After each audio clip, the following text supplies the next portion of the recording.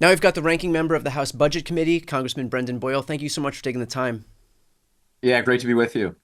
So, obviously, the breaking news right now is that all of this federal funding that had been allocated by Congress has been paused. The reverberations are being felt throughout, not just Washington right now, but the entire country. So, first off, is this funding that again was allocated already by Congress? Does Donald Trump have the ability, the authority to impound these funds, to unilaterally prevent these funds from being allocated where they had been allocated to? Flat out, no. There is no gray area here. There is no question that what he is doing is unlawful and unconstitutional.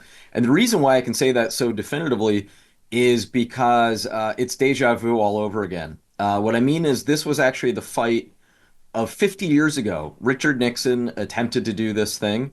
The term for it is impoundment. He decided that he would not release, and his White House would not release, funds that Congress had already appropriated. He was challenged in the courts, and the Supreme Court ruled unanimously against him. That's number one. Number two, toward the tail end of Nixon, after he was attempting to get away with impoundments, he finally backed down. This is in his final few months as president in 1974, and signed something, a landmark piece of legislation called the Budget and Impoundment Control Act. That bill does a number of things. It's actually given us the budget process that we followed over the last 50 years. One of the things it has done, though, is further made clear that no president can go down exactly this route. That if a president wants to defer funds, he can do so for a very short period of time. But there's this whole process that has to be followed. There has to be congressional notification. It has to be very narrowly tailored. None of this happened. That, crazy OMB memo that went out late last night in no way follows that law. So it's against the Constitution. Supreme Court has ruled it's illegal, and we have further legislation that was signed into law, all making it clear what Trump is doing is flat out illegal. And yet that doesn't change the fact that as of right now, as of this recording, he's still doing it. I mean, we have reporting suggesting that Medicaid portals around the entire country are shut down, and we're going to talk about that in just a moment. But given the fact that it's illegal, it's unconstitutional, the Supreme Court has ruled against it, there's clear separation of powers, and yet the fact that it's still happening, what is the recourse? What are next steps here, given the fact that something that is unconstitutional is happening anyway? So, first, let's be clear. Unfortunately, knowing the kind of person Donald Trump is, the people narrowly elected him again by about 1.5%, both in the national popular vote and here in Pennsylvania.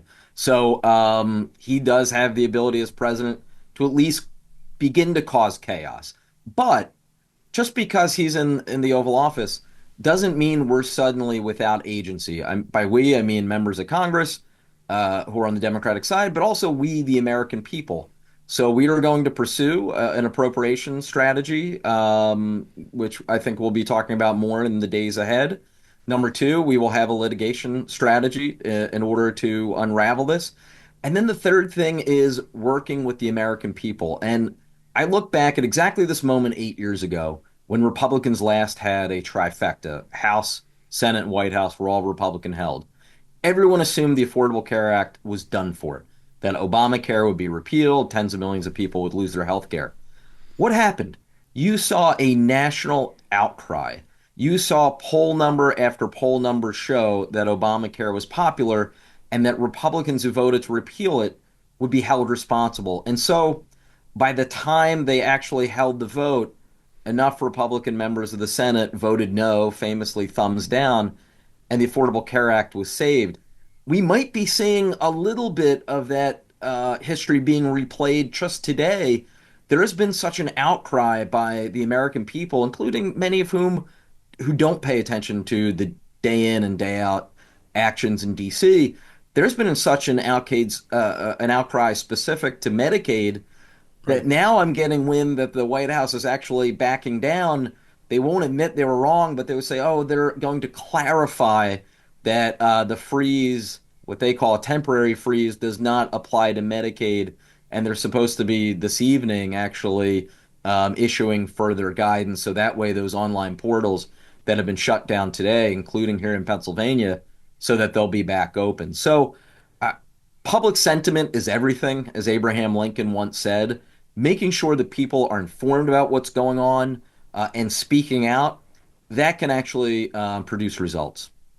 So I just want to clarify what we're seeing as it relates to Medicaid, given the fact that we're not able to access these portals, these federal portals from across the country. Were we looking at a scenario until Trump decides to reverse course where he has unilaterally stopped Medicaid from functioning in the U.S.? It appears so. I mean, the reason why I'm hesitating is this is so confused and murky, and also because of the way Medicaid is administered, it's on a state by state basis. But right now, at this moment, no one in Pennsylvania has been able to access the Medicaid portal. So that essentially would effectively shut it down at this moment. What about the further implications as it relates to him blocking the Office of Management and Budget from distributing grant funding? What does that mean for cancer research? What does this mean for farm subsidies?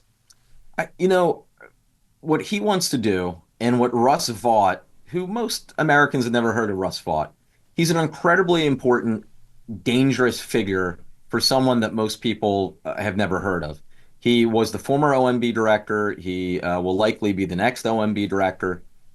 He is one of the principal authors of Trump's Project 2025.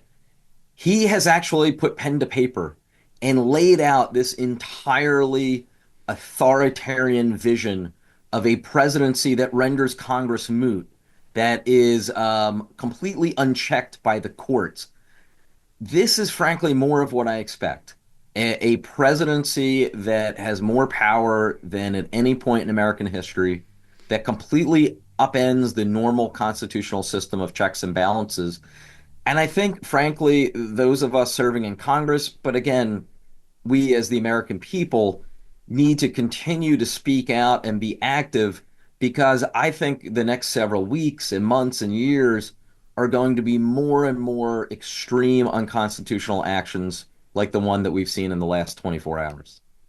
What do you say to folks who look at a lot of the warnings that were put forward about Project 2025, about consolidating power in the executive branch, about the fact that Russ Vought does himself believe that Trump can impound funds that were allocated already by Congress, which is a co-equal branch of government and has the authority unto themselves to be able to allocate these funds? What does it say more broadly about the warnings that were put forward about Donald Trump's authoritarian nature and people like Russ Vought who kind of want to lend themselves to exactly that idea?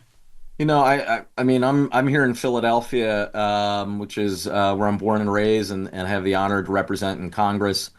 I'm in the biggest city of the biggest battleground state in the country, and every single day I was doing my best to warn people about how dangerous it would be to put Donald Trump back in the White House.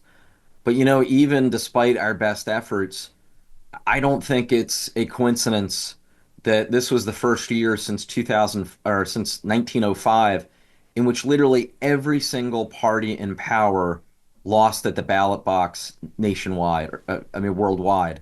The reality is the inflation crisis, the inflation spike that obviously resulted as a result of the pandemic and turning the economy back on, that had a powerful impact on people. And because of increased costs, in some places dramatically increased costs, people were in a throw the incumbents out sort of mood. And we are unfortunately now dealing with the ramifications of that vote. Congressman, thank you so much for taking the time today, and thank you for the work that you'll be doing in ground zero there, which is the Budget Committee. So I appreciate you taking the time. All right, thank you.